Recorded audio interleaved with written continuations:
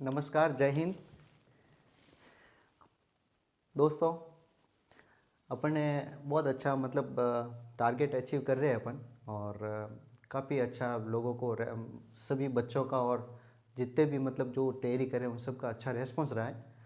तो तहे दिल से आप सभी का स्वागत और आभारी हूँ मैं कि कम से कम मेरे पे आप लोगों ने ट्रस्ट जो बना के रखा अभी तक, और आगे भी मुझे उम्मीद है कि पूरी की पूरी आप जो है वो ट्रस्ट बना के रखोगे। और पाली नर्सिंग ऑनलाइन क्लासेज में आपका स्वागत है। आज हम एक नया टॉपिक लेके आए जो इसी से रिलेटेड है। यूँ देखा जाए तो इंटूबेशन, ट्रैकियोस्टोमी, इंटूबेशन, एंडोट्रैकियल ट्यूब वगैरह तो उसी से रिलेटेड है। और ये टॉपिक एक्चुअली में कई बच्चों से कंटिन्यू ये वो एक तरह सा कन्फ्यूजन रहता है कि यार ये कौन कौन से मोड होते हैं, वेंटिलेटर क्या होता है, ये तो सभी को पता ही है वैसे। लेकिन आज अपन थोड़ा सा डीपली इसको डिस्कस करेंगे इसके बारे में कि वेंटिलेटर क्या होता है, वेंटिलेशन क्या होता है, मैकेनिकल वेंटिलेशन, और इमेजेस जो बेस एग्ज़ाम में क्वेश्चन आते हैं तो उसके रिलेटेड भी अपन वो आज डिस्कस करने वाले हैं। जो इमेज बहुत सारे आपको बताई गई भी कि मैकेनिकल वेंटिलेशन में कौन कौन से वो इक्विपमेंट्स जो है, इंस्ट्रूमेंट है वो हेल्प करते हैं और काम में लिए जाते हैं। उसके साथ ही आज अपन डिस्कस करने वाले हैं मैकेनिकल वेंटिलेशन के क्या क्या इंडिकेशन है, कौन कौन सी ऐसी डिजीज़ है या कौन कौन से ऐसे पेशेंट होते हैं जिनमें अपन को इंटूबेट करके ये वेंटिलेटर जो मैकेनिकल है उसकी ज़रूरत पड़ती है ना। और उसके वेंटिलेटर जो है उसके एक सेटिंग्स होती है, उसमें कौन कौन से मोड होते हैं।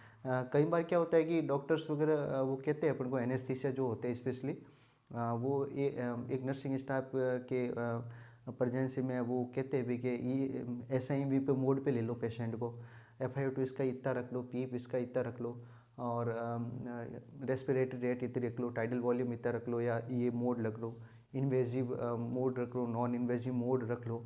तो ये सारी चीज़ें अपन को जब कंसेप्ट क्लियर होता है तो अपन को दिक्कत नहीं आती। लेकिन एग्ज़ाम के पर्पज़ से देखें तो बहुत ज़्यादा ही दिक्कत आती है, क्योंकि अपन जब तक अपने कंसेप्ट क्लियर नहीं होता तब तक समझ में नहीं आता।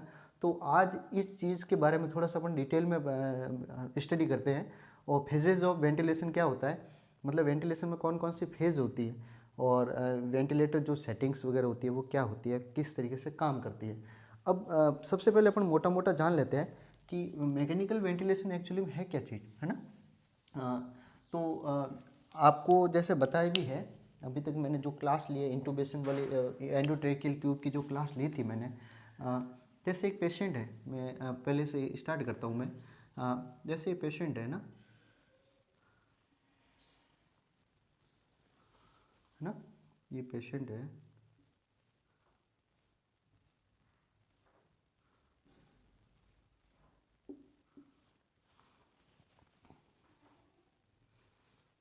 ठीक है। अब ये पेशेंट अनकॉन्शियस है। अनकॉन्शियस है तो क्या होता है कि अपन को वैसे दो तरह से प्रोसेस होता है, वो आगे बताएगी अपन को, एक इन्वेजिव और नॉन इन्वेजिव।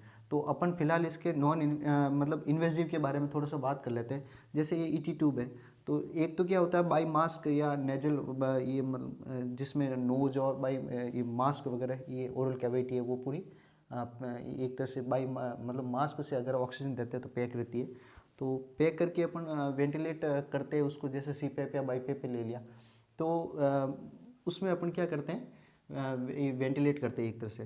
तो अपन जब बात करें जैसे ET ट्यूब लगा दी, अब ET ट्यूब कैसे, जैसे ट्रेकिया में ET ट्यूब लगा दी है ना, ओरल से ET ट्यूब लगा दी। अब मैं क्या करूँगा, एक मशीन के थ्रू, है ना, एक मशीन होती है इलेक्ट्रॉनिक जो मशीन कह सकते हैं जिसको अपन वेंटिलेटर कहते हैं। जैसे ये मशीन हो गई है ना, ये मशीन हो गई, ये मशीन हो गई। इसमें क्या है कि वेंटिलेटर, जैसे ये वेंटी सर्किट हो गया जो आगे अभी अपन आगे भी पढ़ेंगे।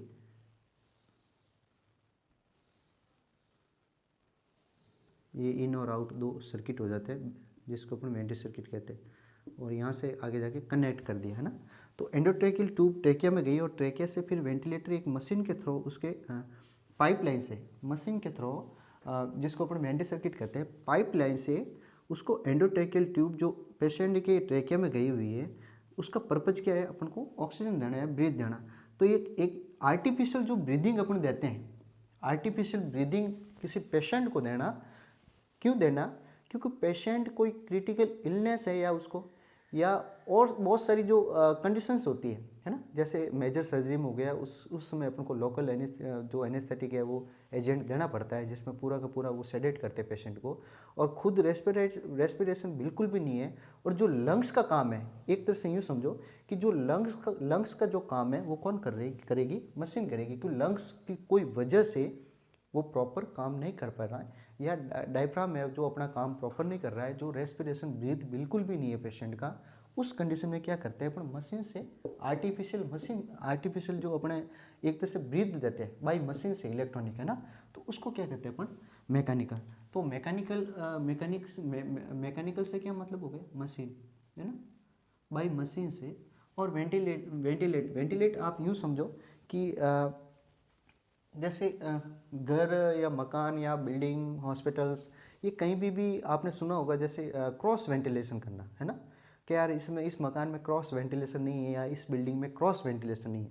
क्रॉस वेंटिलेशन का मतलब ये होता है कि हवा जो है उसका आदान प्रदान होना, हवा बाहर की हवा अंदर आएगी और अंदर की हवा बाहर जाएगी, है ना। एक जैसे बिल्डिंग है, एक बिल्डिंग में एक जैसे एक रूम है, रूम के अंदर आपने वेंटिलेटर लगा दिया, जो छोटी सी नेट नुमा जो जाली होती है, जो प्लास्टिक की भी हो सकती है, मेटल की भी हो सकती है, तो किसी भी चीज़ की हो सकती है, तो वो एक तरह से वो वेंटिलेटर उसको भी अपन सामान्य भाषा में वेंटिलेट कहते हैं कि अरे यार इसका क्रॉस वेंटिलेट नहीं है, वेंटिलेटर कहाँ है इसका। तो हवा जो बाहर की हवा तो अंदर आएगी और अंदर की हवा बाहर जाएगी, मतलब गैसेस का जो एक्सचेंज होना है ना, एयर का जो एक्सचेंज होना, हवा का आदान प्रदान होना, बाहर की अंदर, अंदर की बाहर, तो उसको क्या कहते हैं अपन, वेंटिलेट। और यही मैकेनिकल वेंटिलेशन का मतलब ये है, मशीन के थ्रू अगर किसी पेशेंट को वेंटिलेट कर रहे हैं, मतलब एक मशीन के थ्रू हवाओं का आदान प्रदान कर रहे हैं पेशेंट की बॉडी के अंदर, बाहर की हवा अंदर जाएगी और अंदर की हवा वापस बाहर निकालेंगे, तो उस कंडीशन को क्या कहेंगे अपन, वेंटिलेशन। तो मैकेनिकल वेंटिलेशन, बाई मशीन से वेंटिलेट करना मैकेनिकल वेंटिलेशन हो गया, है ना। यहाँ ये समझ में आ गया। अब चलते हैं अपन आगे कि ये एक्चुअली में कितने टाइप का होता है, मैकेनिकल वेंटिलेशन कितने टाइप का होता है। अब मोटा मोटा यूँ देखें अपन तो मैकेनिकल वेंटिलेशन जो है मेनली 2 टाइप का होता है वैसे देखा जाए तो। एक तो होता है positive airway pressure, positive pressure लगा के अगर किसी को पेशेंट को वेंटिलेट किया जाता है ना, तो पॉजिटिव मतलब एयर जो है पॉजिटिव प्रेशर के थ्रू अगर वेंटिलेट किया जाता है तो उसको कहते हैं अपन पॉजिटिव प्रेशर वेंटिलेशन। और दूसरा है नेगेटिव प्रेशर वेंटिलेशन, है ना। मतलब बाहर से प्रेशर बढ़ा के बॉडी के अंदर वेंटिलेट करना, बॉडी के अंदर ऑक्सीजन डालना, बॉडी के अंदर गैसेज डालना बाई मशीन इलेक्ट्रॉनिक से, तो उसको क्या कहेंगे पॉजिटिव। और नेगेटिव मतलब अंदर की जो बॉडी की जो है वो बाहर निकालना। जैसे पुराने ज़माने में मशीनें, बहुत सारी ऐसे मशीन आती थी जो ये हेड पूरा बाहर निकाल के पूरा बॉडी को अंदर पैक करके फिर उससे वो नेगेटिव प्रेशर बना के एक तरह से पूरी हवा है लंग्स के अंदर वो उसको बाहर निकालते थे। तो ये तो अभी हॉस्पिटल में अवेलेबल है नहीं, लेकिन अब लेटेस्ट जो टेक्नोलॉजी है इसमें सिर्फ पॉजिटिव प्रेशर बना के वो एक तरह से वेंटिलेट करते हैं पेशेंट को, तो उसको कहते हैं अपन पॉजिटिव प्रेशर वेंटिलेशन। अब चलते हैं अपन वेंटिलेटर। वेंटिलेटर क्या है, जैसे मैंने बताया भी आपको, वेंटिलेटर क्या है। वेंटिलेटर आपने हॉस्पिटल में देखा भी होगा और इससे रिलेटेड क्वेश्चन भी आते हैं कि वेंटिलेटर है क्या चीज़ है। वेंटिलेटर एक इलेक्ट्रॉनिक मशीन होती है जो पॉजिटिव प्रेशर जो बढ़ा के पेशेंट को वेंटिलेट करने का काम करती है, ऑक्सीजन देने का काम करती है। इसके हिस्सा बहुत सारे की हो गए, आजकल तो स्क्रीन टच भी आने लगे वेंटिलेटर। तो ये एक तरह से वेंटी सर्किट हो गया है, जो एक पेशेंट के इन होता है और एक वापस एक तो वेंटिलेटर से आउट होता है जो पेशेंट को जाता है, और एक वापस पेशेंट से आता है जो वेंटी को इन जाता है। तो इस तरीके का ये वेंटिलेटर मशीन है। जो मैं इमेज बेस्ड क्वेश्चन है उसके ऊपर एक वीडियो बनाऊंगा मैं अभी, और उसके साथ में आपको ये ऐड करके बताऊंगा, ठीक है। अब चलते अपन इमेजेस की ओर, इमेजेस की ओर अपन चलते हैं। तो मैंने अब इमेजेस का पूरा कंप्लीट ये वीडियो आप ये वीडियो मतलब ये आप देख सकते हैं कंटिन्यू। तो इमेजेस के ऊपर मैंने कंटिन्यू बना रहा हूँ मैं, है ना। अब चलते हैं अपन इंडिकेशंस, है ना। पहले तो मैं थोड़ा मोटा मोटा बता देता हूँ कि अपन कई बार कंफ्यूज भी रहते हैं कि वेंटिलेशन का जो टाइप है, वेंटिलेटर का जो टाइप है, एक होता है इन्वेजिव और एक होता है नॉन इन्वेजिव। ये भी एक तो पॉजिटिव नेगेटिव तो देख लिया, एक होता है इन्वेजिव और एक होता है नॉन इन्वेजिव। ये प्रोसेस है, प्रोसीजर है ना, non invasive mechanical ventilation, non invasive mechanical ventilation. अब इन दोनों में क्या डिफरेंस है, ये एग्जाम में कई बार आता है कि इंट्यूबेशन करना। अब इंट्यूबेशन क्या है, ये तो इंट्यूबेशन क्या है, ईटी ट्यूब लगा रहे किसी पेशेंट को, तो कौन सा प्रोसेस है ना। तो इंट्यूबेशन लगा रहे तो मैं एक कंसेप्ट क्लियर कर लेता हूँ यहाँ पे। तो इसमें क्या होता है, इन्वेजिव जो प्रेशर होगा, याद रखना हमेशा, इन्वेजिव जो प्रेशर होगा, अगर कोई पेशेंट है और बॉडी के अंदर, अगर कोई पेशेंट है और उसकी बॉडी के अंदर कोई भी इंस्ट्रूमेंट डाला जाता है, बॉडी के किसी भी पार्ट में अगर कोई छोटा सा इंस्ट्रूमेंट डाल के बाहर से कुछ कोई प्रोसेस किया जाता है, चाहे इंसिजन करो, चाहे जो कैविटी है उसके अंदर कोई हॉल बना हुआ है या कैविटी है उसके अंदर से कोई इंस्ट्रूमेंट अपने बॉडी में इंसर्ट हो रहा है, तो उस समय क्या कहलाता है, इन्वेजिव। तो आई से याद रखना, इंसर्ट, लॉजिक बताता हूँ, ट्रिक बताता हूँ मैं, आई से क्या है याद रखना अपन को, इंसर्ट। इंसर्ट मतलब बॉडी के अंदर कोई भी इंस्ट्रूमेंट इंसर्ट करते हैं तो उसको क्या कहते हैं अपन, इन्वेजिव प्रोसीजर। अब चाहे वो कोई भी हो, चाहे बॉडी के अंदर ये समझ लो बॉडी के अंदर कोई कैटेटराइजेशन हो रही है तो उसको भी अपन क्या कहेंगे, इन्वेजिव, है ना, इंसर्ट हो रहा है बॉडी के अंदर। तो उसी तरह अगर अब मैं बात कर रहा हूँ इन्वेजिव मैकेनिकल वेंटिलेशन की, तो मैकेनिकल वेंटिलेशन से ये रिलेटेड है या इन्वेजिव प्रोसेस से ये रिलेटेड है, अगर कोई पेशेंट के अंदर कोई इंस्ट्रूमेंट जा रहा हो, इंसर्ट हो रहा हो, है ना, तो उसको कहेंगे अपन इन्वेजिव। और नॉन इन्वेजिव में बॉडी के अंदर इंस्ट्रूमेंट नहीं जाके और बॉडी के बाहर से ही कोई प्रोसेस हो रहा तो उसको क्या कहेंगे, प्रोसीजर हो रहा है तो उसको क्या कहेंगे, नॉन इन्वेजिव प्रोसीजर। और अगर वेंटिलेशन में अगर कोई ऐसा प्रोसीजर हो रहा है तो उसको कहेंगे अपन नॉन इन्वेजिव मैकेनिकल वेंटिलेशन। अब जैसे मैं मोटा मोटा बताता हूँ, इन्वेजिव मैकेनिकल वेंटिलेशन में क्या होगा, अगर किसी पेशेंट में जैसे ईटी ट्यूब है ना, ईटी ट्यूब क्या हो रही है, ट्रेकिया के अंदर जा रही है ना, मतलब बॉडी के अंदर इंसर्ट हो रही है, ट्रेकिया के अंदर जा रही है। अब वो चाहे ओरल कैविटी से जा रही हो, चाहे नेजल रूट से जा रही हो, है ना, तो ट्रेकिया के अंदर जा रही है ईटी ट्यूब, तो उसको क्या कहेगा अपन, इन्वेजिव मैकेनिकल वेंटिलेशन, ठीक है ना। दूसरा हो गया ट्रेकियोस्टोमी, दूसरा हो गया अपना ट्रेकियोस्टोमी। जैसे ट्रेकियोस्टोमी में भी क्या हो रहा है, ट्रेकिया बाई स्किन से अंदर इंसर्ट कर रहे हैं, है ना, स्किन से अंदर से इंसर्ट कर रहे हैं, तो ये भी ट्रेकियोस्टोमी। ये एक हो गया आई जेल, है ना। तो आई जेल भी क्या होता है, जैसे लैरिंजो मास्क एयरवे हो गया, लैरिंजल मास्क एयरवे, तो उसी का ये मॉडिफाई रूप है, अभी मॉडर्न टेक्नोलॉजी में आ गया। तो इसमें क्या है कि लैरिंजो मास्क एयरवे जो अपने ये लैरिंजल के अंदर जाता है ना, बाय ओरल से चला गया, मतलब नोज से चला, उसमें क्या होता है, आई जेल मतलब उसके अंदर एक जेलिनुमा कुछ स्पेसिफिक वो जेल होती है, तो इसलिए अपन कहते हैं ये आई जेल। और ये लैरिंजल में डालने में भी आसानी रहती है, इंटूबेट करने में। तो ये कौन से प्रोसेस हो गए, ये इन्वेजिव प्रोसेस में आ गए। उसी तरह नॉन इन्वेजिव प्रोसेस में क्या हो गया कि अगर बॉडी के अंदर कोई इंस्ट्रूमेंट नहीं डाल रहे, मतलब इंसर्ट नहीं कर रहे बॉडी के अंदर और बाहर से कोई प्रोसीजर कर रहे हैं, तो उसको क्या कहेंगे अपन, नॉन इन्वेजिव। जैसे मास्क, मास्क कोई भी हो, चाहे सिंपल मास्क हो, चाहे नॉन रीब्रीदर मास्क हो, चाहे पार्शियल रीब्रीदर मास्क हो, या बाईपैप मास्क हो, सी पैप मास्क हो, तो इन चीज़ों में क्या होता है कि मास्क सिर्फ बार बार ही लग रहा है ना, तो अपन को वो डिस्टर्ब, मतलब एक तरह से कंफ्यूज नहीं होना, डिस्टर्ब नहीं होना है कि ये चीज़ है क्या चीज़ है। अब जैसे मैं एक बात बता दूँ, जैसे अब मैं उदाहरण के तौर पे बताऊँ, ये समझ में आ गया होगा आपको।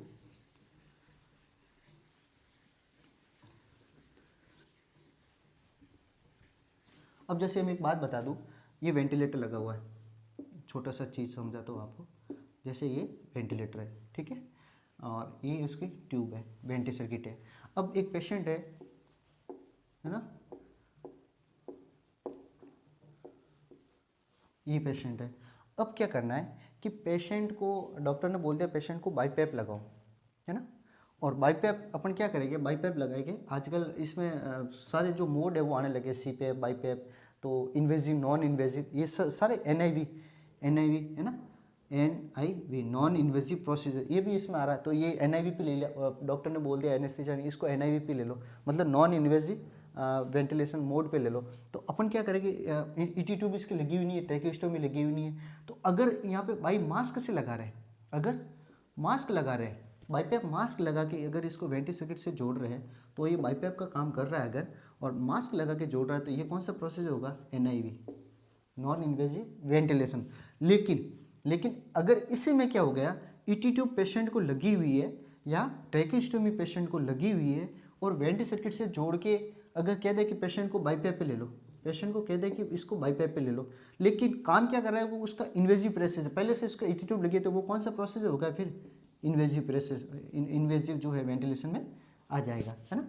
तो ये चीज़ अपन को याद रखनी है, ठीक, क्लियर, ओके। चलो नेक्स्ट,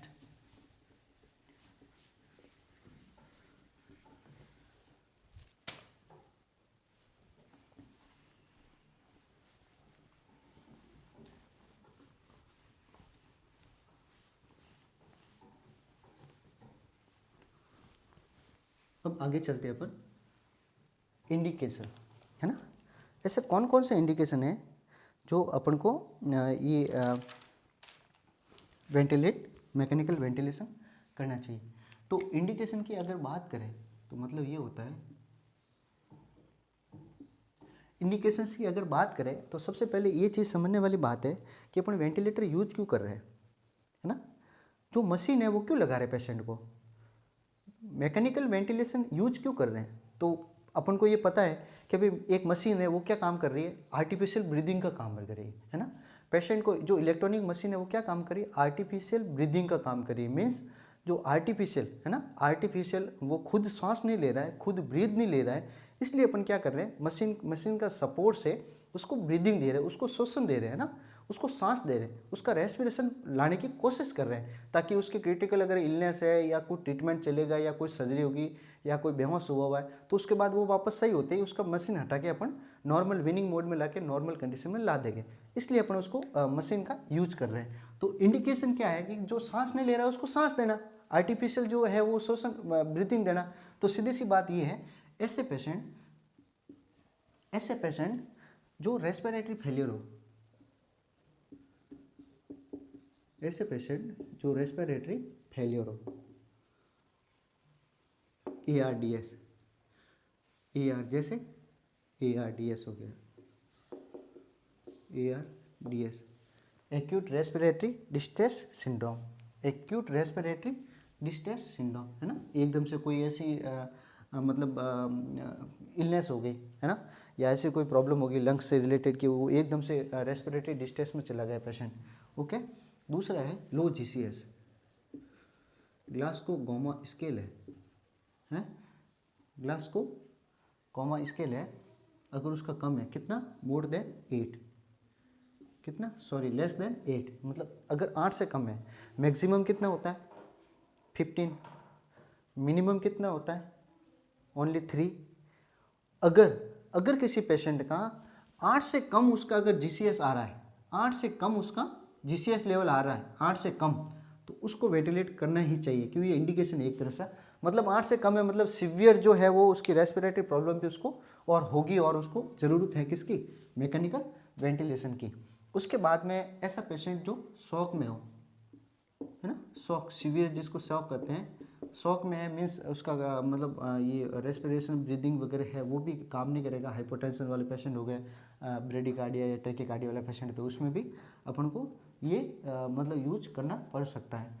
उसके बाद में पल्मोनरी एडिमा में भी ढंग से सांस नहीं लेगा पेशेंट, सीवियर पल्मोनरी एडिमा अगर किसी पेशेंट को है तो उसमें भी अपन को क्या है कि ये इंटूबेट, मैकेनिकल इंटूबेट जो है वो करना पड़ेगा, है ना।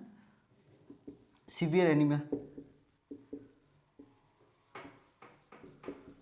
एनीमिया किस पेशेंट है, क्यों कि इसका जो है ये क्या कहते हैं इसको, सीवियर एनीमिया में क्या होता है, सीवियर एनीमिया में भी अगर कोई पेशेंट ज़्यादा सीवियर एनीमिया हो गया, एकदम से ब्लड लॉस हो गया पेशेंट, है ना, तो हाइपोवोलेमिक शॉक में चला जाएगा पेशेंट एक तरह से। या ऐसा पेशेंट जो उसकी ब्लीडिंग बहुत ज़्यादा हो गई और वो सांस नहीं ले, क्योंकि सांस लेगा नहीं, फैटिक हो गया पेशेंट, खुद का रेस्पिरेशन धीरे धीरे फिर वो अनकॉन्शियस की तरफ चला जाएगा। तो सीवियर अगर एनीमिया है अगर किसी पेशेंट को, तो उस समय भी अपन को एक तरह से क्या कहते हैं, मैकेनिकल वेंटिलेशन उसको करना पड़ेगा। एनेस्थीसिया, एनेस्थीसिया एनेस्थीसिया में क्या होता है, पेशेंट को सेडेट करना पड़ेगा। सेडेट करना मतलब उसका सीएनएस पूरा डिप्रेस होगा, है ना। सीएनएस अगर उसका डिप्रेस होगा, सेंट्रल नर्वस सिस्टम अगर उसका काम नहीं कर रहा है, डिप्रेस हो गया, मीन्स उसका रेस्पिरेटरी पैटर्न भी उसका प्रॉपर काम नहीं करेगा। इसलिए अपन जैसे मेजर सर्जरी में एनेस्थीसिया भी क्यों देते हैं, जैसे मेजर कोई सर्जरी है ना, मेजर कोई सर्जरी है, मेजर सर्जरीज में, है ना, एनेस्थीसिया अगर उसको दिया, उस पेशेंट को सेडेट किया, तो रेस्पिरेशन अगर उसका खुद का बिल्कुल भी नहीं है, तो उस समय अपन को ये जैसे जनरल एनेस्थीसिया अंडर जीए, है ना, जनरल एनेस्थीसिया पूरी बॉडी को सेडेट करते हैं एक तरह से, तो उस समय अपन को एनेस्थीसिया में भी क्या करना पड़ेगा, उसको मैकेनिकल वेंटिलेशन है वो देना पड़ेगा। और बहुत सारी लंग्स मतलब लंग्स से रिलेटेड कोई भी डिजीज हो गई, है ना, लंग्स ट्रॉमा हो गया, क्रिटिकल इलनेस हो गई, क्रिटिकल इलनेस हो गई, क्रिटिकल इलनेस, उस समय भी ये अपन को इंडिकेशन जो है वो मैकेनिकल वेंटिलेशन की ज़रूरत पड़ सकती है। अब चलते हैं अपन आगे। मोड सबसे बेस्ट और सबसे मतलब एक तरह से अपन कन्फ्यूजन वाला, है ना, कि क्या है, कौन सा मोड देना चाहिए, कौन सा नहीं देना चाहिए, आप कहीं पे भी पढ़ लो। लेकिन मोड्स अगर ये कंसेप्ट क्लियर नहीं है तो फिर मज़ा नहीं आएगा पढ़ना में वेंटिलेटर के बारे में। इसलिए आज अपन इसके बारे में ट्राई करते हैं, कोशिश करते हैं कि आपके सारे आज मोड बता दे और आपका कन्फ्यूजन है वो जो भी क्रिएट हो रहा है वो सारा का सारा दूर हो जाए। ठीक है बच्चे लोगों, चलते मोड्स।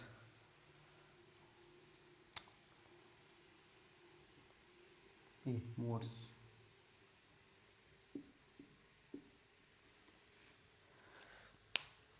मेनली देखा जाए, अभी जो लेटेस्ट जो वेंटिलेटर आ रहे हैं उसमें एक तरह से सुविधा के हिसाब से अलग अलग मोड्स उन्होंने पूरा डिफाइन कर दिया एक तरह से, है ना। CMV मोड अलग बना दिया, असिस्ट प्रेशर कंट्रोल अलग बना दिया, असिस्ट वॉल्यूम कंट्रोल अलग बना दिया, SIMV प्लस प्रेशर कंट्रोल अलग बना दिया, SIMV प्लस वॉल्यूम कंट्रोल अलग बना दिया, मतलब SIMV प्लस VC मोड भी मिलेगा आपको, assist control AC plus VC भी मिलेगा आपको, NIV भी मिलेगा मोड। तो ये सारी चीज़ें इन्होंने अलग अलग पूरे अच्छे से मतलब डिस्क्राइब करके बढ़िया ढंग से उन्होंने व्यवस्थित तरीके से अलग अलग मोड का उन्होंने पूरा डिफाइन कर दिया, अलग अलग मोड बना दिया ताकि व्यवस्थित रहे।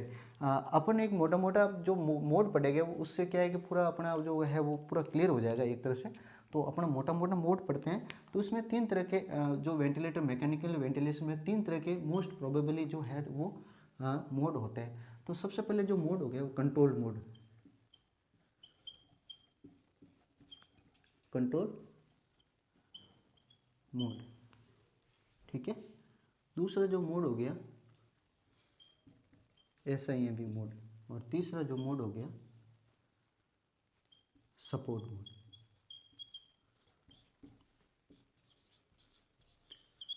ओके, 3 मोड अपन पढ़ेंगे आज और तीनों में सब कुछ जो मोड और दूसरे हो गए वो सारे के सारे आ जाएंगे, ठीक है।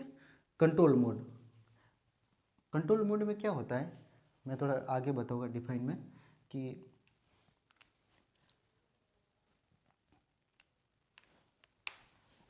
एक तरह से रुको मैं इस ऐसे लिख के बताता हूँ ताकि क्या मैं बीच बीच में वो फिर आपको बता भी पाऊँगा, नहीं तो ऐसे बता नहीं पाऊँगा मैं।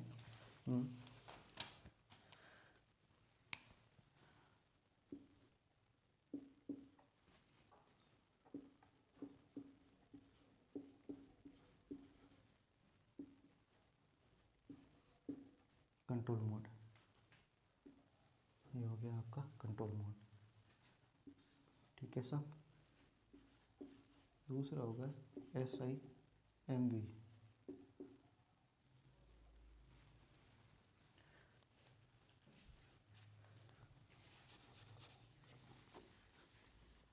और तीसरा हो गया सपोर्ट मोड।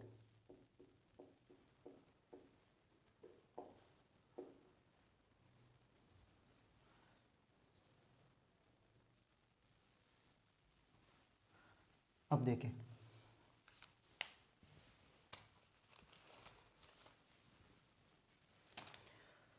अब ये समझना अपन को कंट्रोल मोड में होता क्या है।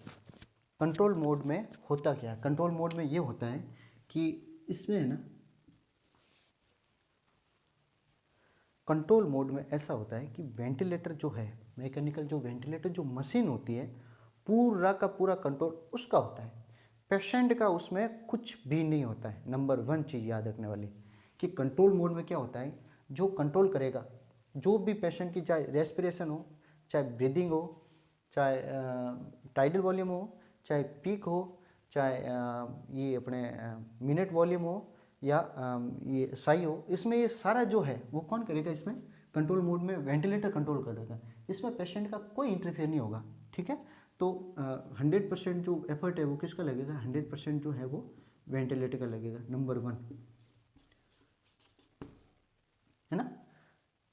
इसमें वापस क्या हो गया, इसमें जो अपन सेट करेंगे उसके हिसाब से वो पेशेंट है जो वो लेगा। अब इसमें भी वापस स्पेशली जो है वो 2 मोड हो गए। इसमें भी वापस कितने टाइप्स के मोड होते हैं? 2, CMV और दूसरा हो गया असिस्ट कंट्रोल, ठीक है। अब CMV में क्या होगा? Control mandatory volume, control mandatory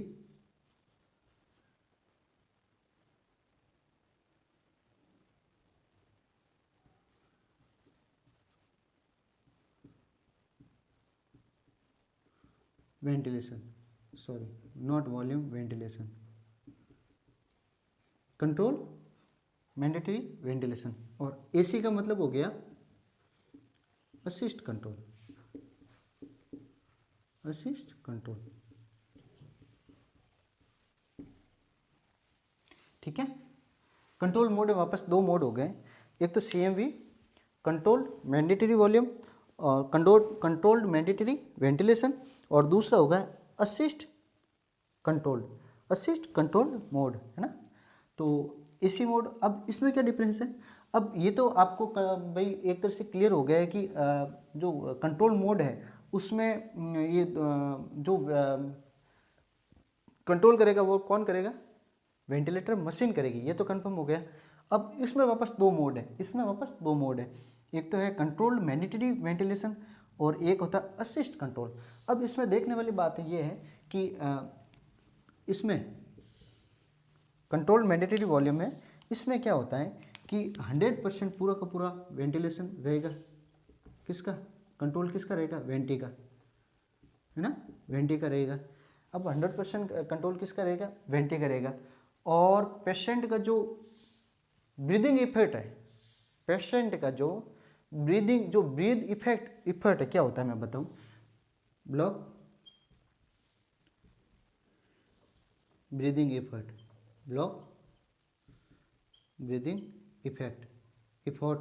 sorry करेगा किसमें? अगर सेमी मोड में पेशेंट को ले लिया तो, ठीक है। इसमें भी 100% वेंटी का रहेगा,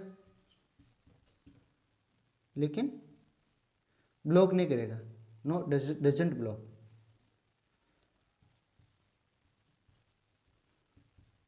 ब्रीदिंग एफर्ट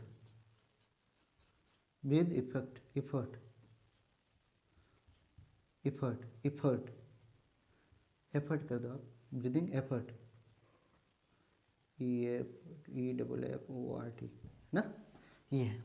अब मैं इसको समझाता हूँ, ये शॉर्ट में लिख दिया, इससे अपन को आइडिया हो जाएगा। कंट्रोल मोड में पूरा का पूरा वेंटी का रहता है, वेंटिलेटर जो मशीन होती है वो कंट्रोल करती है, पेशेंट का कोई भी उसमें वो है एक तरह से इंटरफेयर नहीं होता है। अब इसमें वापस दो मोड हो गए, एक तो CMV मोड है ना, कंट्रोल मैंडेटरी वेंटिलेशन, और एक हो गया assist control AC mode. AC mode CMV mode और AC मोड। अब इस दोनों में क्या डिफरेंस है मैं बता देता हूँ। दोनों में डिफरेंस क्या है मैं बता देता हूँ। ये अपन काट देते हैं, बहुत हो गया, ये काट देते हैं अपन, है ना। अब मैं बताता हूँ कैसे। अब CMV में इसमें क्या होगा, अब जैसे CMV मोड की बात कर रहे हैं अपन, है ना। अब जैसे एक पेशेंट है, जैसे एक पेशेंट है, ये वेंटिलेटर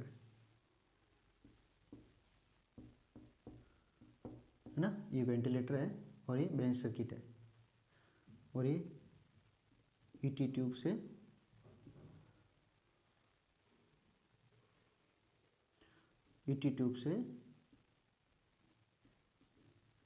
पेशेंट के ट्रेकिया तक गई हुई है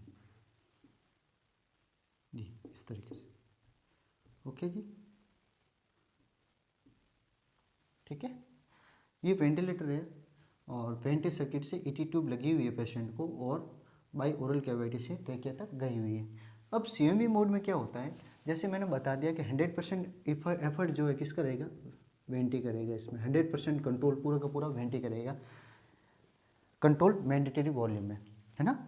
लेकिन क्या होता है, जैसे मैं बता दूं, एक बात बता दूं मैं, नॉर्मल ब्रीदिंग कितनी होती है ना, 16 से 20 होती है। जैसे मैं बता दूं कि कंट्रोल वेंटी पे कंट्रोल कर दिया, 12 ब्रीदिंग पैटर्न रख दिया, 12 बीट पर मिनट, ठीक है।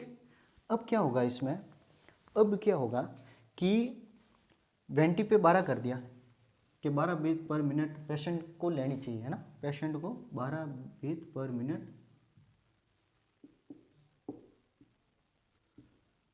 पेशेंट को देगी। वेंटिलेटर पे अपन ने सेट कर दिया, कंट्रोल CMV मोड में सेट होगा कि भाई 12 बीते 1 मिनट में 12 ब्रीदिंग पेशेंट को जानी चाहिए, अपन ने सेट कर दिया। इसका टाइडल वॉल्यूम 500 ml अपन ने सेट कर दिया। नॉर्मली जो टाइडल वॉल्यूम होता है कितना, 500 ml, ठीक है ना। 500 ml जो टाइडल वॉल्यूम है वो सेट करिए पर ब्रीथ या पर ब्रीथ में, है ना। ये सेट कर दिया, ये टाइडल वॉल्यूम सेट कर दिया, ब्रीथ अपन ने सेट कर दी।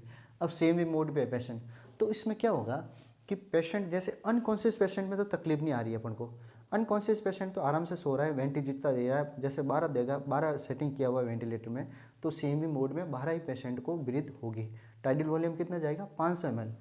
लेकिन लेकिन लेकिन अगर पेशेंट अनकॉन्शियस है और एकदम से धीरे धीरे उसका सेडेट कम हो गया, वो सेमी कॉन्शियस हो रहा है, फिर एकदम से कॉन्शियस हो गया, कॉन्शियस होके उसको इरिटेशन हो गई, पेशेंट एकदम से उठ गया, उठ के उसने मतलब खुद की ब्रीदिंग बढ़ा ली।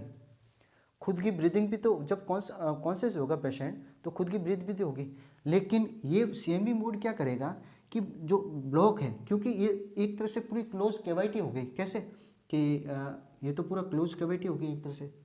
ये आपने ET ट्यूब लगी हुई है, कप लगाया हुआ है, यहाँ से बाहर से तो मतलब एक तरह से ET ट्यूब पे ये कप लगा दिया, यहाँ पूरी की पूरी वेंटिलेटर से ट्यूब के माध्यम से उसका रेस्पिरेटरी सिस्टम है वो पूरा का पूरा एक तरह से क्लोज कैविटी बन गई।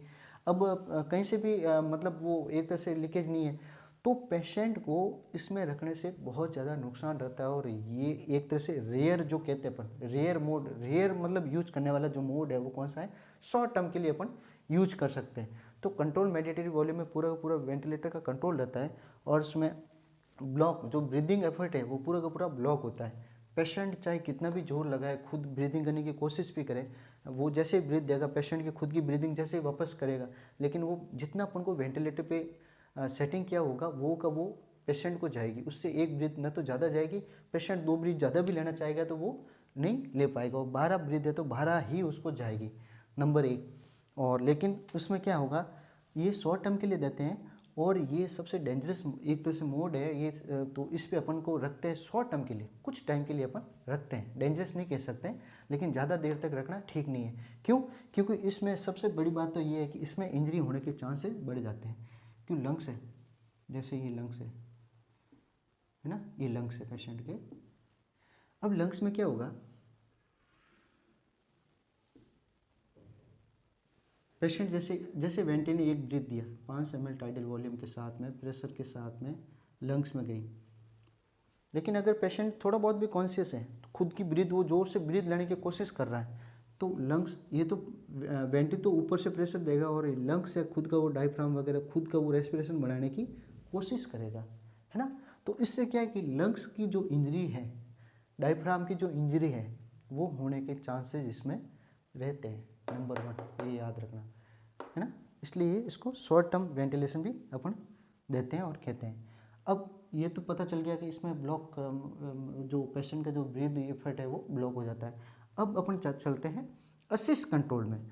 असिस्ट कंट्रोल में वो का वो सेम है, लेकिन इसमें कुछ डिफरेंस है। इसमें डिफरेंस सिर्फ इतना ही है कि इसमें तो CMV मोड में क्या होता है, ब्लॉक जो ब्रीदिंग खुद का है पेशेंट का पूरा ब्लॉक कर देता है पेशेंट, लेकिन असिस्ट कंट्रोल में ब्लॉक नहीं करता। असिस्ट कंट्रोल में क्या करेगा, वो ब्लॉक नहीं करेगा। अब जैसे एक तरह से यूँ समझो कि जैसे अपन ने 10 ब्रीथ है वो सेट कर दी, है ना। जैसे वेंटिलेटर में अपन ने 10 ब्रीथ जो रेट है, रेस्पिरेटरी रेट, वो सेट कर दी। अब 500 ml जो टाइडल वॉल्यूम के साथ में अपन ने सेट कर ली, ठीक है। अब अपन बात कर रहे हैं असिस्ट कंट्रोल की। असिस्ट कंट्रोल की। अब क्या होगा कि कंट्रोल तो पूरा वेंटी का ही रहेगा इसमें भी, तो ये 10 तो ये देगा ही देगा, वेंटिलेटर 10 तो पेशेंट को देगा ही देगा। लेकिन इसका अगर ब्लॉक नहीं करेगा, तो अगर इसकी जैसे पर मिनट 1 मिनट में 5 ब्रीथ अगर इसका है ना, तो 10 तो किसका होगा, वेंटी का, और 5 किसका होगा, पेशेंट का। तो उसको भी लेने देगा, उसको ब्लॉक नहीं करेगा, क्योंकि इसी असिस्ट कंट्रोल मोड में, असिस्ट मतलब सहायता करना, है ना। तो असिस्ट का मतलब ये होता है सहायता करना, और कंट्रोल मैंडेटरी यानी अनिवार्य, कंट्रोल यानी बिल्कुल ही कंट्रोल कर दिया, अनिवार्य रूप से पूरा का पूरा कंट्रोल कर दिया। तो इससे याद रखना अपन को, असिस्ट मतलब सहायता करना, पेशेंट की सहायता तो कर रहा है, लेकिन बीच बीच में जो है उसको ब्लॉक भी नहीं कर रहा पेशेंट की। जैसे 10 अगर वेंटिलेटर की होगी, 5 पेशेंट की होगी, तो क्यों ये ब्लॉक नहीं करेगा, तो 5 पेशेंट की भी होगी आपकी बात, तो ये 15 होगी, है ना। तो 15 वेंटिलेटर जो है वो असिस्ट कंट्रोल में 15 जो रेस्पिरेटरी रेट जाएगी।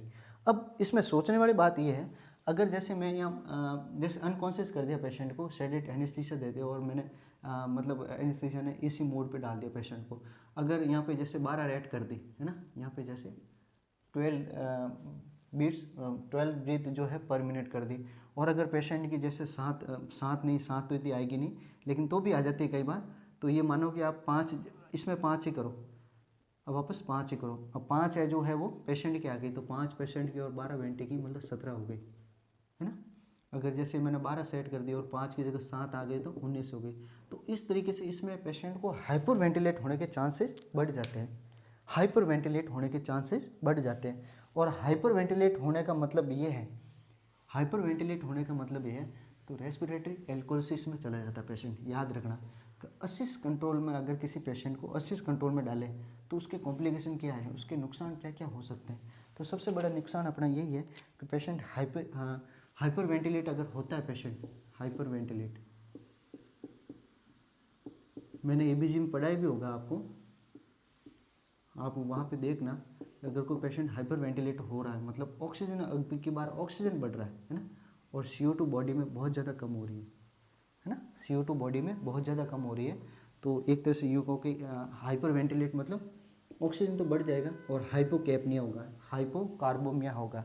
तो हाइपोकार्बिया होना मतलब रेस्पिरेटरी, क्यों ये रेस्पिरेशन से रिलेटेड है, रेस्पिरेटरी एल्कोलिसिस में चला जाएगा पेशेंट, एल्कोलिसिस में चला जाएगा पेशेंट, और रेस्पिरेटरी एल्कोलिसिस में चला जाएगा मतलब पोटेशियम का लॉस हो जाएगा, है ना, ठीक है।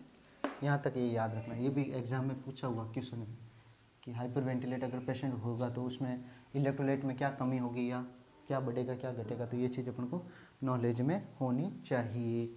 अब चलते अपन SIMV मोड में।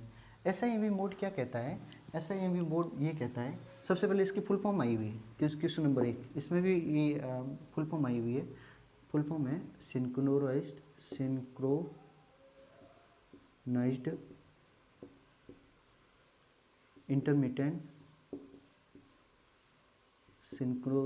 Intermittent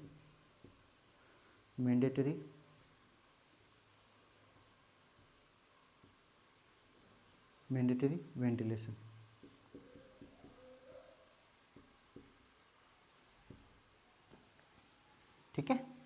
synchronised intermittent mandatory ventilation. अब इसमें क्या होता है कि ब्रीथ जो है कंट्रोल में, तो सारा पेशेंट कंट्रोल उसका सारा कंट्रोल किसका होगा, वेंटिलेटर का। पेशेंट का खुद का ब्रीथ है तो चलो इसमें डालेगा तो वो अपना ब्रीथ, लेकिन वो भी जुड़ेगा, लेकिन कंट्रोल जितना मांगेगा उतना तो देने देगा ही देगा। वेंटिलेटर कॉम्प्रोमाइज़ नहीं करेगा पेशेंट के साथ में। पेशेंट को ये कहेगा कि भाई देख मेरे को कंट्रोल मोड में डाला हुआ है, मैं मेरी मर्जी, मेरे को जितना डाला उतना को मैं वफादारी निभाऊंगा पक्की पूरी, और मैं जितना हूँ उतना, मैं जिसको मेरे को जितना रेस्पिरेशन दिया है उतना तो मैं तेरे को दूँ ही दूंगा, जितना मेरे को सेट किया है ना, उतना तो वो देगा ही देगा, चाहे कुछ भी हो जाए आगे, चाहे पेशेंट को नुकसान हो चाहे फायदा हो, उससे कोई मतलब नहीं है। लेकिन ऐसे भी मोड में क्या होता है, सिंक्रोनाइज्ड इंटरमिटेंट मैंडेटरी वेंटिलेशन इसके फुल फॉर्म है। और ऐसे एमवी मोड में क्या होता है कि पेशेंट को अलाउ करता है ब्रीथ के लिए, पेशेंट को अलाउ करता है ब्रीथ के लिए, ठीक है ना। जैसे अपन टाइडल वॉल्यूम जैसे 500 ml सेट कर दिया,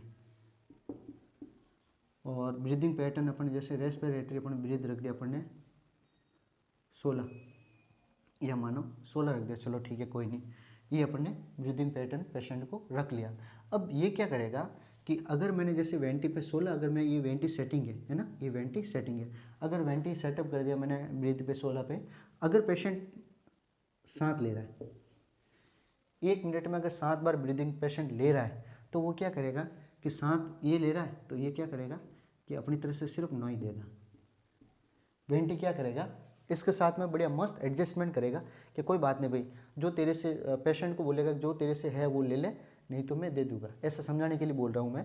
पेशेंट को क्या कहेगा, जो तेरे से मशीन ही है वो तो क्या मतलब एक तरह से एडजस्ट हो जाएगी वो, कि 16 है मेरे को 16 किया हुआ है कि तू कितने ले सकता है, तो जैसे ही वो लेगा वो अब एफर्ट लगाएगा तब तो ठीक है। और जो बाकी की बचेगी बीच बीच में वो क्या करेगा, पूरा कंप्लीट जो टाइडल वॉल्यूम है, टाइडल वॉल्यूम में भी ऐसा ही होता है, जितना टाइडल वॉल्यूम वो ले लेगा उसके ज़्यादा वो प्रेशर से टाइडल वॉल्यूम पूरा करेगा, है ना।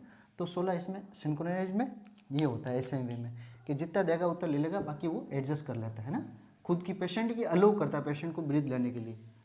अब चलते हैं अपन सपोर्ट मोड। सपोर्ट मोड में मेन 2 तरह के मोड होता है, इसको एक तो विनिंग मोड भी कहते हैं, इसको विनिंग मोड भी कहते हैं, नंबर 1। अब सपोर्ट मोड में क्या होता है, मेनली 2 टाइप के होते हैं, एक तो होता है सीपैप, एक होता है बाईपैप। एक होता है सीपैप और एक होता है बाईपैप। अब यूँ देखें तो सपोर्ट मोड इसलिए कहते हैं इसको कि इसमें याद रखना सीपैप और सपोर्ट मोड में क्या होता है कि ये पेशेंट को ब्रीथ के लिए उसका तो नहीं है या सपोर्ट नहीं करता है, ये ब्रीथ के लिए उसका तो नहीं है, सपोर्ट नहीं करता, ये सिर्फ और सिर्फ एल्वुलाई है ना, जो प्रेशर देगा किसको, एल्वुलाई को, जो लंग्स की जो एल्वुलाई है।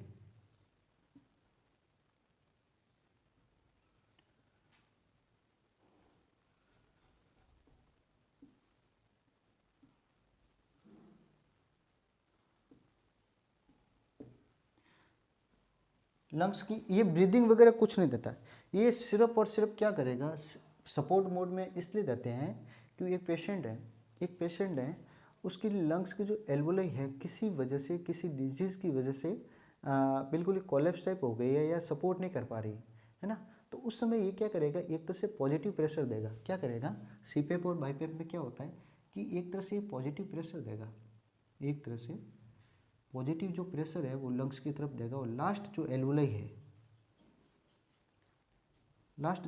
है उसको कोलैप्स होने से बचाएगा, है ना, पॉजिटिव प्रेशर देंगे उसको कोलैप्स होने से बचाएगा। पेशेंट को स्पॉन्टेनियसली ब्रीथिंग करनी पड़ेगी, स्वतः ही पेशेंट को ब्रीथ करना पड़ेगा, लेकिन पॉजिटिव प्रेशर बाईपैप या सीपैप लगाते हैं मीन्स जो पॉजिटिव प्रेशर है वो उसको एक तरह से अंदर जाएगा, और अंदर जाके वो कोलैप्स जो एल्वुलाई है वो कोलैप्स नहीं होगी। इसमें भी 2 तरह से होते हैं, एक तो सीपैप हो गया और बाईपैप हो गया, दोनों में डिफरेंस बता देता हूँ मोटा मोटा। सीपैप और बाईपैप में क्या होता है, नंबर 1 सीपैप, क्वेश्चन आया हुआ है, सीपैप की फुल फॉर्म क्या है, सीपैप की फुल फॉर्म है कंटिन्यू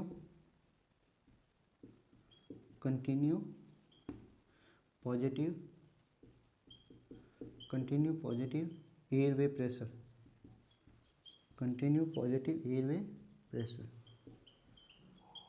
कंप्लीट नंबरिंग।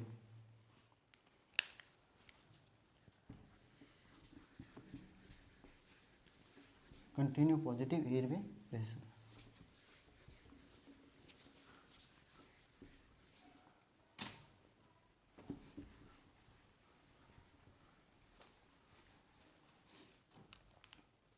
बाइपेप,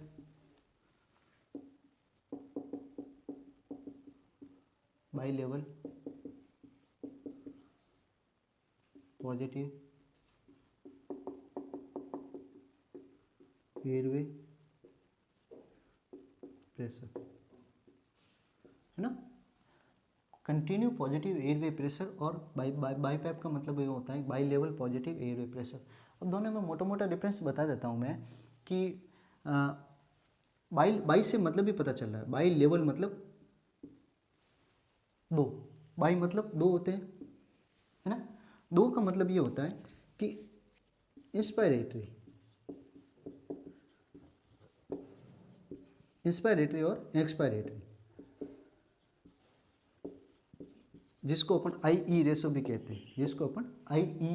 कहते हैं, अब continue positive airway pressure CPAP में क्या होगा, एक पेशेंट ऐसा है जो सिर्फ इंस्पायरेशन के समय में सिर्फ पेशेंट जब इंस्पायरेट इनहेल करेगा, पेशेंट CPAP लगा हुआ पेशेंट को और वो इनहेल करेगा, उस समय क्या करेगी, वो कंटिन्यू पॉजिटिव एयरवे प्रेशर देगा, सिर्फ वन वे, है ना। पॉजिटिव मतलब लास्ट जो एल्वुलाई है उसको मतलब एक तरह से उनको इन्फ्लेट करने का काम करेगा, एल्वुलाई को इन्फ्लेट करना काम करेगा, उसको फुलाने का काम करेगा, जिससे क्या है कि वो कोलैप्स नहीं हो, उसकी एट्रोफी बची रहे। तो एक तरह से है वो इसका काम करेगा कंटिन्यू पॉजिटिव। लेकिन बाईपैप में क्या होता है कि इंस्पायरेशन में भी पॉजिटिव एयर प्रेशर लगेगा और एक्सपायरेशन में भी पॉजिटिव एयर प्रेशर लगेगा। मतलब जब वो सांस लेगा अंदर तब भी वो एक तरह से बाहर से प्रेशर लगेगा, वो एल्वुलाई को फुलाएगा, और जैसे वो सांस निकलेगा उस समय भी थोड़ा सा प्रेशर लगा के वो निकालेगा।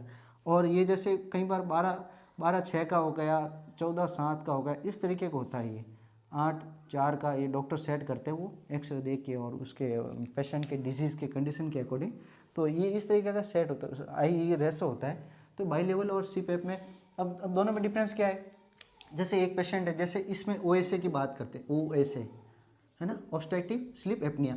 अब इसमें क्या होता है, एक पेशेंट को बाईपैप लगा दिया, COPD वाला पेशेंट है, इसमें बाईपैप लगा दिया, या ऑब्स्ट्रक्टिव स्लीप एपनिया की बात करता हूँ, इसमें अपन लगा दिया, है ना। तो इसमें बाईपैप ज़्यादा बढ़िया रहेगा, क्यों कि जब लेगा ऑब्स्ट्रक्टिव स्लीप एपनिया में क्या हो गया, वो सो गए, उसका थोड़ा सा यूँ रुक रहा है सांस लेने के लिए, वो थोड़ा सा एफर्ट नहीं कर पा रहा है, तो बाईपैप वो देगी मशीन, है ना। पॉजिटिव प्रेशर इंस्पायरेटरी के टाइम में देगी, और देते ही वो दे तो दिया, नहीं CPAP में क्या होगा, वापस निकाल नहीं पाएगा, है ना, वापस निकाल नहीं पाएगा। तो उस समय जो इंस्पायरेटरी जो प्रेशर है, एक्सपायरेटरी, वो लगना जरूरी है। तो उस समय ये जैसे OSM फिर बाईपैप वगैरह ये काम ज़्यादा आते हैं। तो एक तरह से इस मैकेनिज्म में ये इस तरीके का काम करता है। ठीक है, चलते अपन आगे। और बाईपैप और CPAP ये भी आजकल इन्वेजिव और नॉन इन्वेजिव, अगर अंदर की कोई इंस्ट्रूमेंट लगा हुआ उसके साथ में अगर बाईपैप CPAP कनेक्ट करते हैं तो इन्वेजिव हो गया। अगर कोई इंस्ट्रूमेंट से मास्क लगा हुआ है, कोई ट्रैकियोस्टोमी ET2 वगैरह कुछ नहीं लगा हुआ है, चाहे वेंटिलेटर लगा हुआ हो, वेंटिलेटर में बाईपैप CPAP मोड आते हैं, वो मतलब सिर्फ मास्क से लगाया हुआ, तो उसको कहते हैं नॉन इन्वेजिव प्रोसीजर या मेथड, है ना, मैकेनिकल वेंटिलेशन। अब अपन बात करते हैं, आगे चलते हैं अपन कि फेज कौन सी हो गई, phases of mechanical ventilation, phases of mechanical ventilation. सबसे पहले इंस्पायरेशन,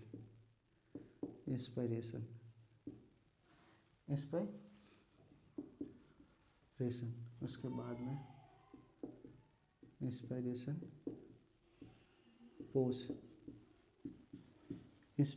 पोज, उसके बाद में एक्सपायरेशन,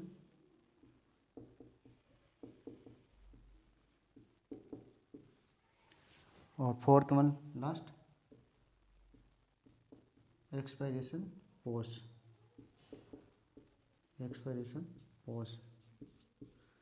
अब चलते अपन ग्राफ की ओर।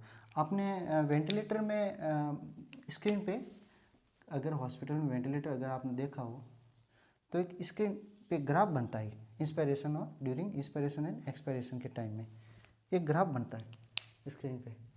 ये आपको क्या बताता है? टाइमिंग बताता है। एक्चुअली में क्या बताता है कि इंस्पायरेशन के समय में कितना टाइम है, उसका पीक कितना जा रहा है, उसका रेस्पिरेटरी जो ब्रीदिंग पैटर्न है वो कैसा है, किस तरीके से जा रहा है। इससे बहुत कुछ पता चलता है अपन को ना। ये हो गया एयरवे प्रेशर। एयरवे प्रेशर ऊपर की साइड में ना ग्राफ बना रहा हूँ मैं।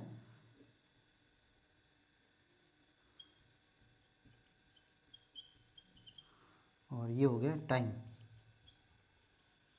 मतलब जैसे जैसे टाइम आगे की बढ़ेगा वैसे वैसे जीरो से अगर स्टार्ट करते तो किस साइड में। अब मैं बनाता हूँ ग्राफ।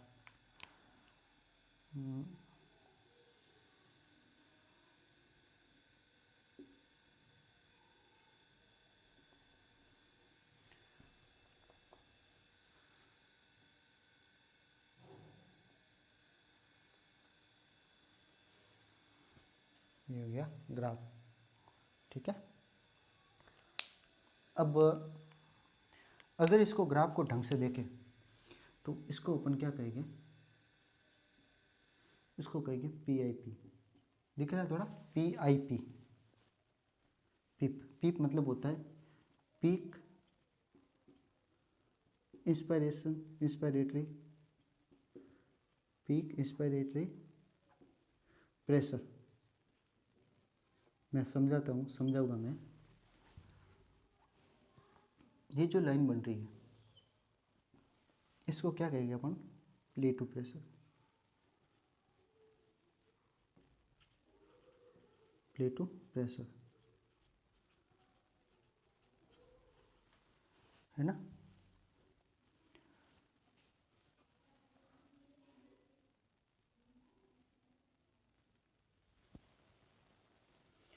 ये हो गया इंस्पायरेशन।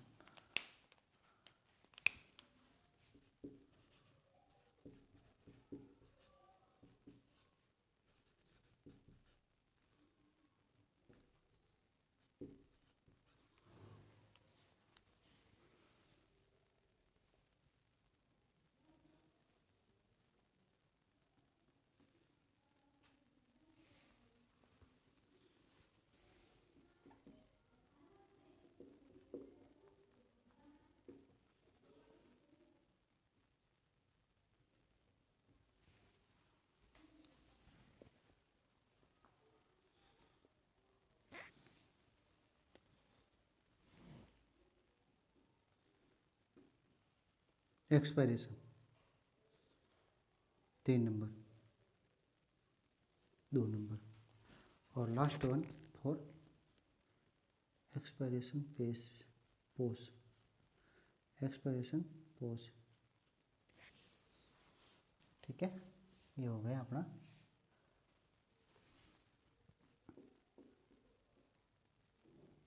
होल्ड। अब मैं समझाता हूँ।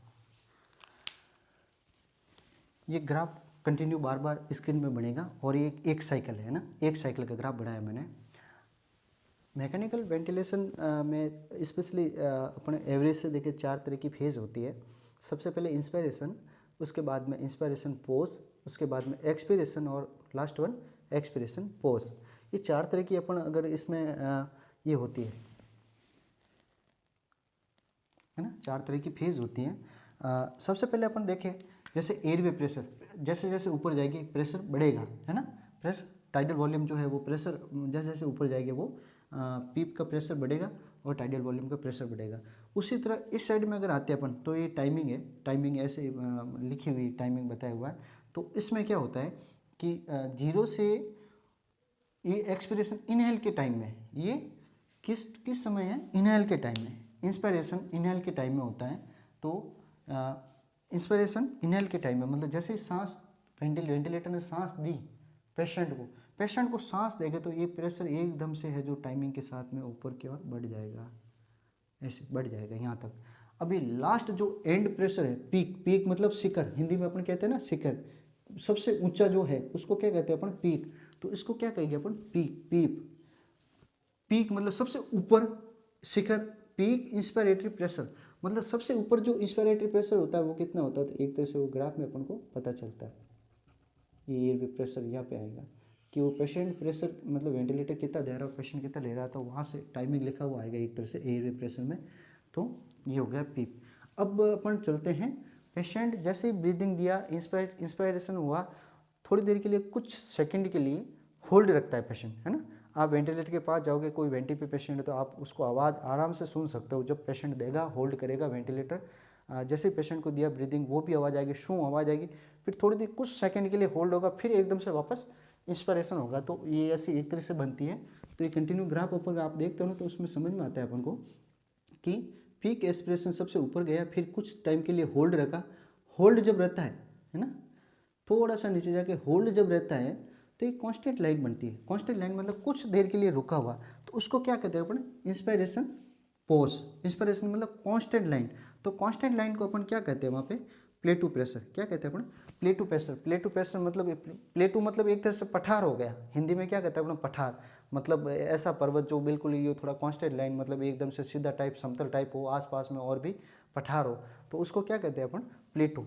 तो प्लेटू की तरह ये कांस्टेंट लाइन में प्लेटू बन गया, और वापस एकदम से वेंटी यहाँ से छोड़ेगा, वेंटी वापस पेशेंट वापस अंदर एक्सपायरेशन के लिए होगा, तो नीचे की तरफ लाइन जाती है, प्रेशर उसका कम होता है, और कम होने के बाद वापस एक तरह से कुछ टाइम के लिए वो होल्ड रहता है ना। एक्सपायरेशन के बाद पोज हो गया, तो एक्सपायरेशन पोज कहता है ना। तो ये एक तरह से ग्राफ है जो मैंने समझाने की थोड़ी कोशिश करी। ओके, अब चलते हैं अपन वेंटिलेटर सेटिंग्स। ये बहुत इंपॉर्टेंट, वेंटिलेटर सेटिंग क्या होती है।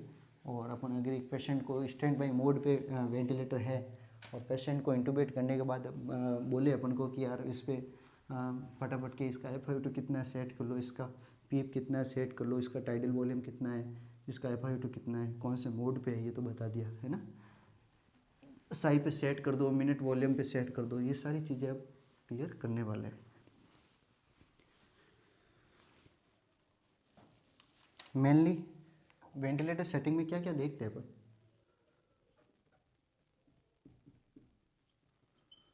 सेटिंग्स। सबसे पहले अपन क्या करेंगे, टाइडल वॉल्यूम। टाइडल वॉल्यूम है ना।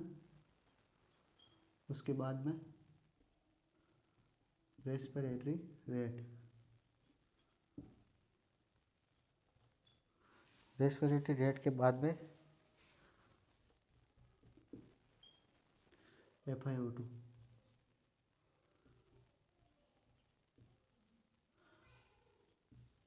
पीप। पीप के बाद में minute volume. Minute volume. Minute volume के बाद में अपन इसको सेट करेंगे साई। ये मेनली अपन ये सारी चीज़ें जो है वेंटिलेटर सेटिंग में देखने को मिलती है। वेंटिलेटर सेटिंग्स की जो सेटिंग्स उसमें देखने को मिलती है। अब अपन बात करें एक एक की, तो टाइडल वॉल्यूम होता क्या है एक्चुअली में। अब जैसे आपको पता ही है कि टाइडल वॉल्यूम जैसे रेस्पिरेटरी सिस्टम में पढ़ा भी होगा, जैसे ये लंग्स है ना, ये लंग्स है, ये लंग्स है। फोर्सफुली इनहेल करने के बाद में है ना, लंग्स के अंदर फोर्सफुली अगर कोई नॉर्मल हेल्दी पर्सन अगर कोई इनहेल करता है ना, तो उस समय जो वॉल्यूम अंदर जाता है एयर का, वो जो वॉल्यूम, उसको क्या कहते हैं अपन, टाइडल वॉल्यूम, लंग्स का टाइडल वॉल्यूम। और ये नॉर्मली कितना होता है, एक हेल्दी पर्सन जो जिसका 70 किलो अगर वेट हो तो 500 ml, आधा लीटर एयर के बराबर अंदर जाती है, उसको कहते हैं अपन टाइडल वॉल्यूम। ठीक है। अब ये वेंटिलेटर सेटिंग में करते हैं तो अपन नॉर्मली कितना रखते हैं, तो ये तो है नहीं कि भाई कि यार 500 ml है तो 500 ml रख ले अपन। तो आपको जैसे पता ही होगा भाई कि ये एक तरह से वेट के अकॉर्डिंग रखना पड़ता है ना। तो जैसे छोटा बच्चा अगर हो तो उसको फिर कैसे कैलकुलेट करेंगे, इसलिए अपन क्या करते हैं, वेट के अकॉर्डिंग। तो ये टाइडल वॉल्यूम अपन यूज करते हैं 7 to 8 ml पर kg। अगर जैसे कोई पेशेंट हो 10 kg का है। ओके, तो मैं 7 से अगर मल्टीप्लाई करूँ 7 इंटू 10, क्योंकि ये रखना है अपन को टाइडल वॉल्यूम, तो उसका कितना हो गया 70 ml है ना। तो 70 ml 10 साल के बच्चे को टाइडल वॉल्यूम कितना हो जाएगा 70 ml वेंटिलेटर पे अगर सेट करना हो तो। अगर कोई पेशेंट जिसका वेट 20 kg है 20 kg, तो 7 इंटू 20 कितना हो गया 140। तो 140 ml उसका टाइडल वॉल्यूम रखना है। ठीक है, एज के अकॉर्डिंग नहीं रखते अपन, वेट के अकॉर्डिंग रखते हैं। कंप्लीट। अब अपन रेस्पिरेशन रेट, रेस्पिरेशन रेट जो नॉर्मली कितनी होती है 16 to 20, ये पेशेंट के अकॉर्डिंग रखते हैं अपन। ठीक है, FiO2 कितनी रखते हैं 100% रखते हैं। ज़्यादा हाइपो, प्योर हाइपो पेशेंट हैं, हाइपो मतलब एक तरह से हाइपर कैपनिक पेशेंट है, उसको 100% FiO2 चाहिए है ना। मतलब जिसको जो CO2 नार्कोसिस में है, जिसका PCO2 लेवल बहुत ज़्यादा बढ़ा हुआ है ना, तो उस कंडीशन में क्या करेंगे अपन हाइपर 100% FiO2 रखते हैं। तो फिर 100% एक बार FiO2 रखने के बाद फिर धीरे धीरे अपन कम करते हैं उसको, फिर FiO2 जो हाई कंसनट्रेटेड ऑक्सीजन है उसको धीरे धीरे कम करते हैं, फिर 90 पे लाते हैं, फिर 95 90 पे, और 90 से 85, फिर 80, फिर 60, फिर 50, फिर 40, ऐसे हाई कंसनट्रेटेड ऑक्सीजन से धीरे धीरे कम करते हैं है ना। जैसे जैसे वो सैचुरेशन मेंटेन करता है पेशेंट, ऐसे ऐसे उसको कम करके FiO2 कम की जाती है। अब चलते हैं अपन पीप। ये क्या है पीप? पीप होता है positive and expiratory, positive and expiratory pressure, positive and expiratory pressure. अब इसमें क्या होता है, इसमें होता ये है कि जैसे एक पेशेंट है, ये इवेंट लगा हुआ, तो लास्ट एल्वोलाई तक उसका प्रेशर है मेंटेन बना के रखना है। एल्वोलाई है, लास्ट एल्वोलाई तक प्रेशर जो दे रहा उसके प्रेशर को मेंटेन रखना, जितना प्रेशर वेंटिलेटर में सेट करता है उस प्रेशर से उस वेंटिलेटर को मतलब एंड मतलब एल्वोलाई का जो एंड पोर्शन है वहाँ तक एक्सपिरेशन, एक्सपिरेटरी मतलब पॉजिटिव एक्सपिरेटरी मतलब जब लास्ट जो एकदम से निकालने के बाद जैसे एक्सपिरेशन के लिए आए तो उस समय वो प्रेशर मेंटेन रखना। ठीक है ना, उसको क्या कहते हैं ड्यूरिंग एक्सपिरेशन प्रेशर है ना, क्यों एल्वोलाई जो है उसको कोलैप्स नहीं हुआ है ना, उसको कहते हैं अपन पीप। और ये नॉर्मली कितना होता है 5 to 10 mm of Hg, 5 to 10 mm of Hg अपन रखते हैं पीप वेंटिलेटर में। ठीक है, चलिए अपन आगे। अब मिनट वॉल्यूम क्या है, ये बहुत शानदार है। ये मिनट वॉल्यूम का क्वेश्चन आया हुआ है इसमें, पीप का भी आया हुआ है। मिनट वॉल्यूम क्या है, मिनट वॉल्यूम क्या है? देखो नाम से भी पता चल रहा है मिनट वॉल्यूम। मिनट मतलब एक मिनट में कितना वॉल्यूम, समझ में आ गया? Per minute, minute volume is per minute by ventilator से गया हुआ volume, per minute volume,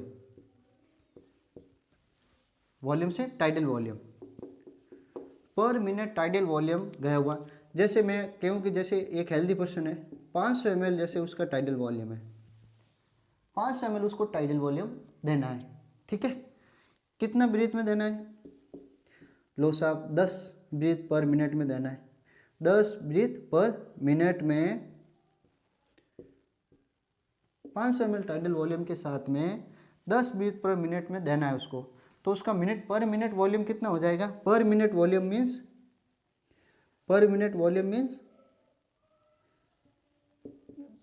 respiratory rate एक मिनट में कितनी सेट की है, जो अपने 10 करी है, इंटू टाइडल वॉल्यूम, कितना टाइडल वॉल्यूम अपन दे रहे हैं। तो रेस्पिरेटरी रेट को जोड़ दो, क्योंकि ये मल्टीप्लाई रेस्पिरेटरी जो अपने सेट किए, जैसे 10 कर दिया अपने, जैसे यहाँ पे मैंने एग्जांपल बताया 10 कर दी, तो 10 into 500 is equal to 5000 ml। तो मिनट वॉल्यूम कितना हो गया? मिनट वॉल्यूम का मतलब अपना सेट करते ही कि 5000 जो ml है वो 1 मिनट में इसको टाइडल वॉल्यूम चला जाना चाहिए। अब वो बीच में चाहे कई बार रेस्पिरेशन नहीं ले पा रहा है या कई बार टाइडल वॉल्यूम कम चला गया या ज़्यादा चला गया, तो ये वेंटिलेटर अपना आप ही मतलब स्वतः ही वो कैलकुलेट कर लेता है कि इतना जाना चाहिए, इतना गया है, इतना मेरे को देना है ना। तो उसको कहते हैं मिनट वॉल्यूम, है ना। रेस्पिरेटरी रेट जो है उसको अपन ने कर दिया, जो पर मिनट वॉल्यूम है उसके साथ में अपन टाइडल वॉल्यूम को है वो मल्टीप्लाई कर दिया। अब चलते हैं Sai, last one. What is the Sai? क्या होता है साई?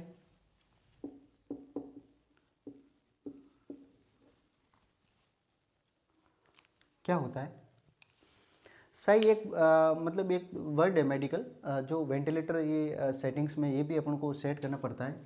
साई एक्चुअली में होता क्या है कि जैसे कोई पेशेंट है या कोई ह्यूमन बॉडी समझ लो आप, ह्यूमन बॉडी है, जैसे मैं इससे हैंड राइट कर रहा हूँ ना, राइट कर रहा हूँ, इसको बिल्कुल भी काम में नहीं लो, ऐसे ये चिपका दिया मेरा हाथ, और कम से कम मैंने 20 साल तक इसको बिल्कुल भी काम में नहीं लिया, 20 साल तक बिल्कुल भी काम में नहीं लिया, तो आप मान के चलो कि इसकी एट्रोपी हो जाएगी, इस मसल्स की क्या हो जाएगी? एट्रोपी हो जाएगी। मतलब ये वापस कभी भी ऐसा नहीं होगा। ये मतलब एक तरह से नेचुरल रूल्स कह दो, चाहे एक तरह से वो साइंटिफिक रीजन है इसके पीछे, कि कोई भी चीज़ अगर आपकी यूज़ नहीं होती है तो वो धीरे धीरे एक तरह से उसकी एट्रोपी हो जाती है, वो डैमेज हो जाती है, और वो जहाँ है वहीं रह जाएगी, है ना, कोई मूवमेंट नहीं होगा। उसी तरह से लंग्स में क्या होता है कि जैसे क्रोनिक पेशेंट है, एक क्रोनिक पेशेंट है जो कंटिन्यू उसको मैकेनिकल वेंटिलेटर की जरूरत पड़ेगी, जैसे 5 साल तक, है ना, 5 ईयर तक एक पेशेंट है जिसको मतलब ये असिस्ट कंट्रोल में मोड में डाल दिया और पेशेंट को कंटिन्यू उसकी ज़रूरत पड़ गई, ऐसा ही भी मोड, कोई भी मोड समझ लो आप, तो इस पर डाल दिया। अब क्या होगा अगर अपन साइज सेट नहीं करेंगे,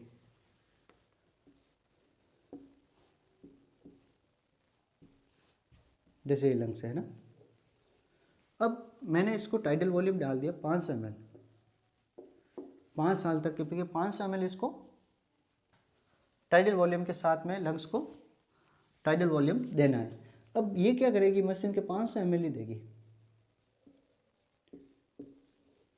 500 ml फिक्स दे देगी, जितना डाला उतना और भी कर लेगी।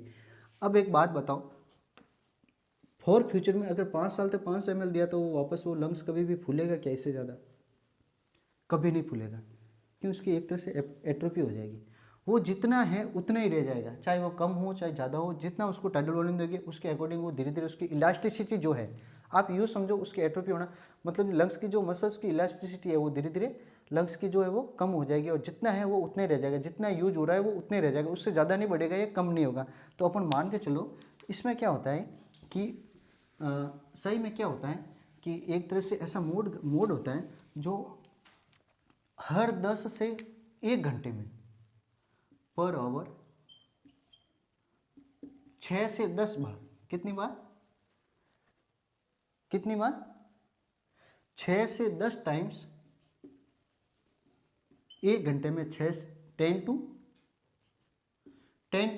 to 10 टाइम्स इन 1 आवर, 1.5 से 2 गुना, याद रखना है, 1.5 से 2 गुना टाइडल वॉल्यूम बढ़ा के, टाइडल वॉल्यूम इंक्रीज करके वेंटी जो है पेशेंट को देता है, उसको कहते हैं अपन साई।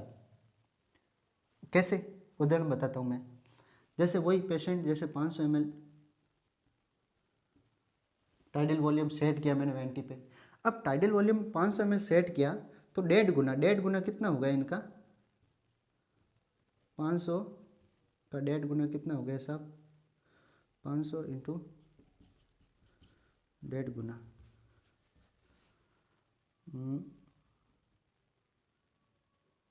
500 का 1.5 गुना कितना हो गया, डायरेक्ट यही करें ना अपन, तो 500 का 1.5 गुना हो गया साहब 750 ml, है ना। तो 750 जो ml है, 750 जो ml है वो क्या करेगा कि 6 से 10 टाइम, मतलब 6 से 10 टाइम बाद 1 घंटे में 6 से 10 बार वो क्या करेगा, 750 ml लंग्स को टाइडल वॉल्यूम देगा प्रेशर के साथ में, तो उसको क्या कहते हैं अपन, सही। ठीक है, ये समझ में आ गया यहाँ तक। अब एक्चुअली वेंटिलेटर में क्या है कि आजकल मोड वो अलग अलग आने लगे, तो उसमें डिस्टर्ब होने वाली बात नहीं है, कंफ्यूज नहीं होना है कि यार ये क्या मोड पड़ा है कौन से, और ये अपन जो एक तरह से लॉजिक है, असिस्ट कंट्रोल क्या होता है और सपोर्ट मोड क्या होता है, एसआईएमवी मोड क्या होता है। बाकी सीएमवी मोड आपको देखने को मिलेगा कि सीएमवी मोड जिसको अपन कंटिन्यू मैंडेटरी वेंटिलेशन भी कहते हैं, एसआईएमवी मोड हो गया, पीसी प्रेशर कंट्रोल हो गया, प्रेशर वॉल्यूम हो गया, एनआईवी नॉन इन्वेजिव वेंटिलेशन हो गया, है ना। तो एएसवी मोड हो गया। तो ये सारी चीज़ें ना आपको वहाँ पे देखने को मिलेगी वेंटिलेटर में, लेकिन आपको मोटा मोटा याद रखना है।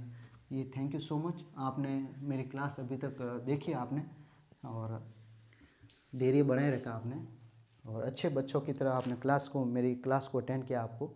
तो तहे दिल से हार्दिक अभिनंदन आप लोगों का, और रिक्वेस्ट है प्लीज़ कि आप सब्सक्राइब जरूर करें, और ज़्यादा से ज़्यादा मेरे चैनल को सब्सक्राइब करें, और आगे से आगे फेसबुक पे शेयर करें, और यूट्यूब पे जो है वो अपने ग्रुप में है, Telegram group, WhatsApp group, Facebook में, तो मेरे जो लिंक है और आप शेयर करें, और प्लस लोगों को भी, अपने स्टूडेंट है, अपने कलीग है, अपने फ्रेंड सर्कल है, उनको भी बताएं, जिससे ज़्यादा से ज़्यादा मैं मोटिवेट होता रहूँ। Thank you so much.